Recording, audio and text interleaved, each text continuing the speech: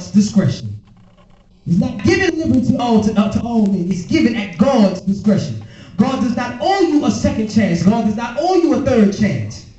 Now, grace has been provided to all men into the body. But the Bible says in Romans, the 9th chapter, verse 15, the apostle was quoted. He said, for he said to Moses, he's talking about God. He said that I will have mercy on whom I will have mercy, and I will have compassion on whom I will have compassion.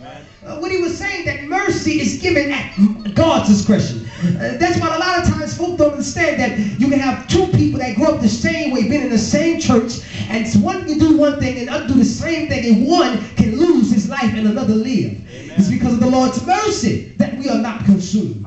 There's some people that tried sin for one time and died and went to hell. But there's other folk that have been living in sin for 40 years because of the Lord's mercies. Amen. God said that I will have mercy on whom I will have mercy. My mercy, I will have it on whom I will have mercy. Amen.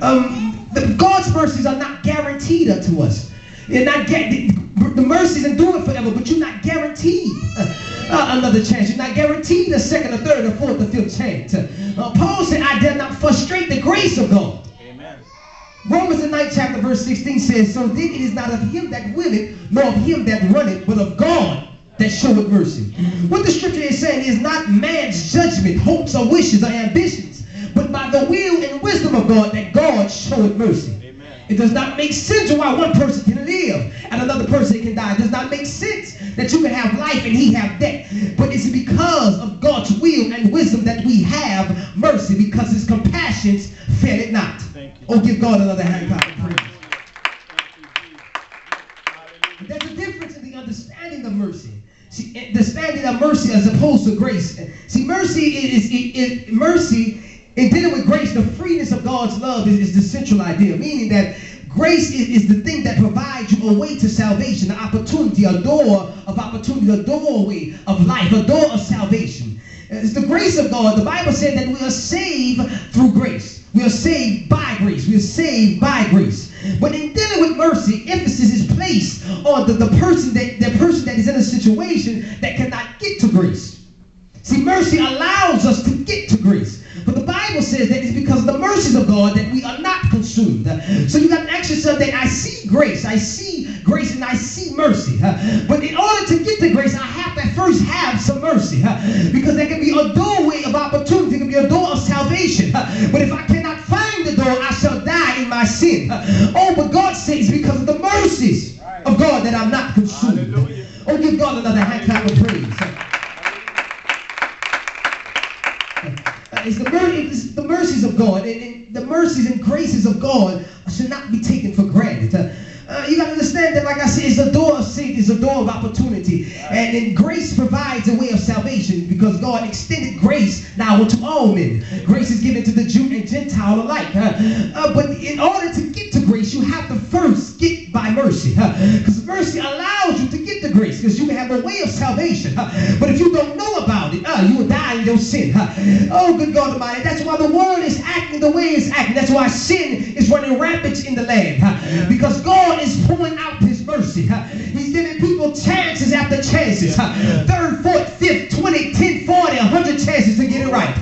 Oh, but you better take advantage of the mercies of God. But the Bible says that he's going to give it to whom he shall give it. Oh, give God another hand clap of praise. It's the mercies of God that we are not consumed. It's by the mercies of God. You got the pictures in your mind that there's a door that I need to get through. There's a door that I need to walk through. And grace provides this door. Grace makes a way of salvation. But mercy says that I'll take into account that there is a door of salvation. But mercy says that you might not can get to the door because your legs might be broke. Oh, you might be blind. You might be blinded from the truth. Oh, but mercy says that I'll make a way. I'll step in for you. Oh, give God another hand clap of praise. Oh, it's the mercies of God that we are not consumed. And we know there's been a lot of mess that we didn't come out of. It's because of the mercies of God that you have your life. It's because of the mercies of God that we sit in these pews today. It's because of the mercies of God that you live, that you breathe, that you talk right. It's because of the mercies of God that the drugs attack your body. Oh, good God Almighty. It's the mercies of God that you don't get shot in your head when you was in your foolishness. It's because of the mercies of God that we are not consumed. Oh, give God another hand clap of praise in this place.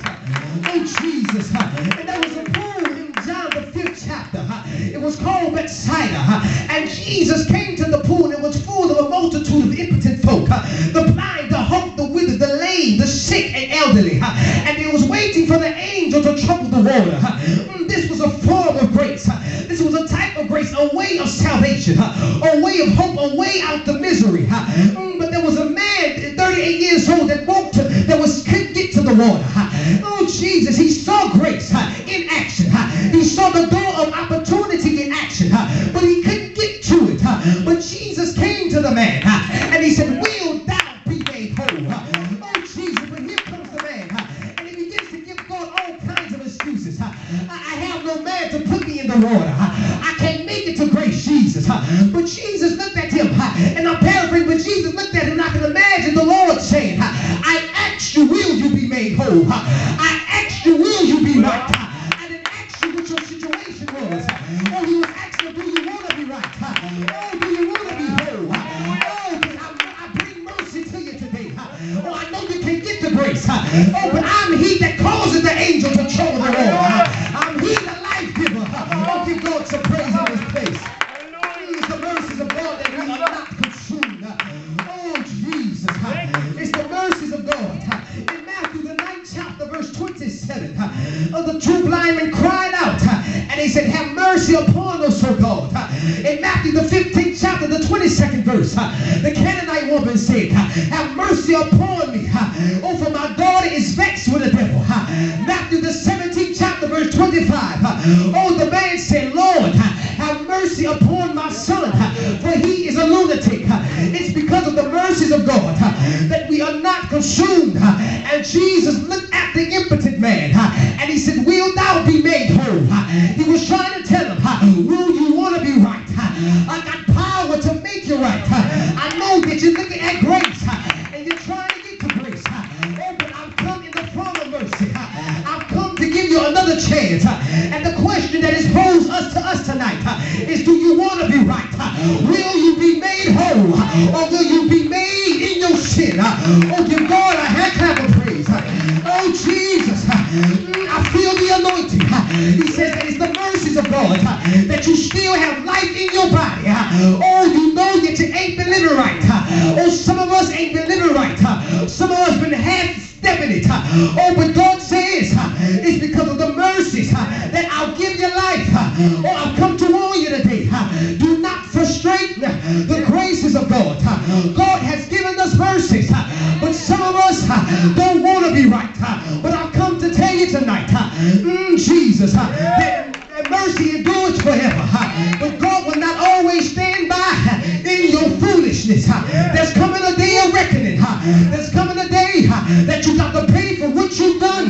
So while you got mercy, it's time to get it right.